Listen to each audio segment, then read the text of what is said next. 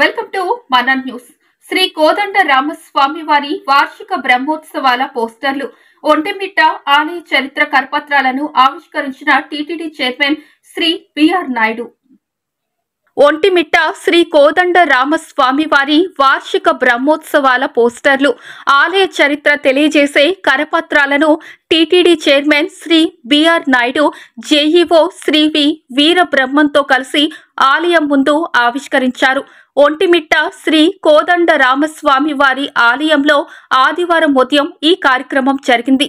ఈ సందర్భంగా చైర్మన్ మాట్లాడుతూ శ్రీరామనవమి బ్రహ్మోత్సవాల్లో భాగంగా ఏప్రిల్ 6న శ్రీరామనవమి, పోతన జయంతి, ధ్వజారోహణంతో బ్రహ్మోత్సవాలు ప్రారంభమవుతాయని తెలిపారు. ఏప్రిల్ 9న హనుమంత వాహనం, ఏప్రిల్ 10న గరుడ వాహనం, ఏప్రిల్ 11న శ్రీ సీతారాముల కళ్యాణం, ఏప్రిల్ 12న రథోత్సవం జరగనున్నాయని తెలిపారు.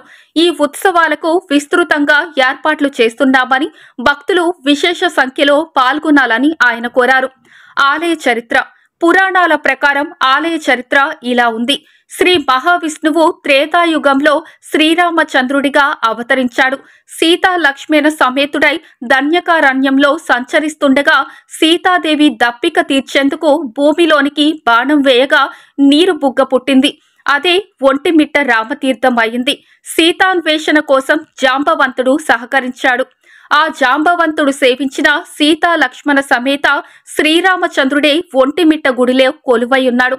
శాసనాల ప్రకారం ఈ ఆలయాన్ని 3 దశల్లో నిర్మించారని, 14వ శతాబ్దంలో నిర్మాణం ప్రారంభమై 17వ శతాబ్దంలో పూర్తయిందని ఇక్కడున్న శాసనాల ద్వారా తెలుస్తుంది.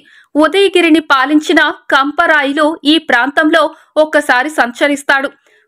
వేట మీద జీవనం సాగించే వంటడు, మిట్టడు ఇక్కడకొచ్చిన కంపరాయులకు ఆయన పరివారానికి శ్రీరాముడు సృష్టించిన నీటి బుగ్గతో దప్పిక తీరుస్తారు.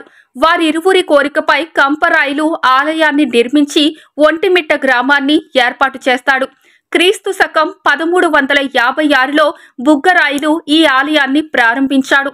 ఆ తరువాత కాలంలో విజయనగర రాజులు, మట్లి రాజులు క్రమంగా గుడికి అంతరాలయం, రంగమండపం, మహాప్రాంగణం, గోపురం, రథం నిర్మించారు. ఒంటిమిట్ట చుట్టుపక్కల గ్రామాల రాబడిని ఆలయ కైంకర్యాలకు వినియోగించారు. వావిలి కొలను సుబ్బారావు భిక్షాటన చేసి విరాళాలు సేకరించి ఆలయానికి పూర్వ వైభవం తెచ్చారు.